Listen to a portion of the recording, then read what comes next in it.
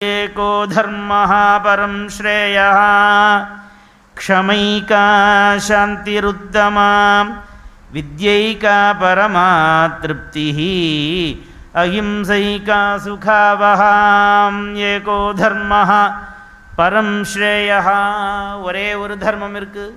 ரொம்ப ஸ்ரேயஸ் என்னன்னா ஒரு தர்மம் உண்டு. அந்த தர்மத்தை கடைபிடிச்சானாக்கா எல்லாருக்கும் நல்லது உண்டாகும். எப்போ பார்த்தாலும் என்னென்னா க்ஷமைக்கா, க்ஷமா பொறுமை. பொறுமை என்ற ஒரு தர்மத்தை ஒருத்தன் கடைபிடிப்பானே ஆனால் அவனுக்கு கிடைக்கக்கூடிய லாபம் என்ன தெரியுமா? உத்தமமான சாந்தி கிடைக்கும். எப்பவுமே சாந்தி கிடைக்கும். ஷம் ஷம் என்றால் மங்களம், மங்களம் உண்டாகும்னு அர்த்தம். பொறுமையோடு ஒருத்தன் இருந்தானே ஆனால் பின்னாடி என்னைக்காவது ஒரு நாள் என்றைக்கோ காலமானது மங்களத்தை கொடுக்கும் அவனுக்கு அப்படின்னு அர்த்தம். பொறுமை இல்லைன்னா மங்களம் ஏற்படாது. அவசரப்படப்படாது, எதுக்குமே அவசரப்படப்படாது. வித்யைகா பரமா திருப்தி. எது பெரிய திருப்திங்கிறாள்? அப்பாடா சாப்பிட்டா திருப்தி. சில பேருக்கு கையில் 10 ரூபா கிடைச்சா திருப்தி. ஒரு ஒருத்தருக்கு ஒரு ஒரு விதமாக திருப்தி கிடைக்கிறது.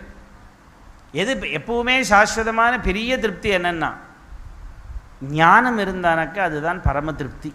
அந்த ஞானத்தை வச்சுன்னு நீங்கள் என்ன வேணால் பண்ணலாம். நமக்கு நல்ல நாலேஜ் இருக்குது அப்படின்னாக்கா எதுவுமே இல்லைனா கூட பரவாயில்ல, அதை வச்சுன்னு எப்படியாவது ஓட்டின்னு போயிடலாம் வாழ்க்கையை. அதுதான் பரம திருப்தியை கொடுக்கக்கூடியது. என்னது? ஞானம். அதே மாதிரி சௌக்கியத்தை கொடுக்கக்கூடியது எதுனால்? சௌக்கியம்னா சுகத்திலேருந்து வரக்கூடியது. நமக்கு சாஸ்வதமான ஒரு சுகம் சௌக்கியம் வேணும்னா என்ன பண்ணோம்னா யாரையும் துன்புறுத்தக்கூடாது, ஹிம்சை பண்ணக்கூடாது. ஒருத்தர் ஒரு ஒரு விதமான ஹிம்சை இருப்பாள். சில பேர் பேச ஆரம்பித்தா நிறுத்தவே மாட்டாள். வளன்னு சொன்ன கதையே திருப்பி சொல்லிட்டு இருப்பா. ஒரு வாட்டி 2 வாட்டி, அப்புறம் எல்லாத்தையும் 10 வாட்டி சொல்லி முடிச்சதுக்கப்புறம் புரிஞ்சுதான்னு வேற கேட்பா.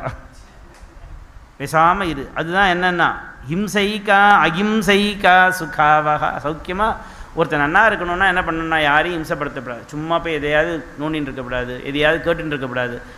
சொன்னால் சொல்லட்டும், சொல்லாட்டி போட்டும், உனக்கு தெரியணுன்ற எண்ணமே வரக்கூடாது முதல்ல.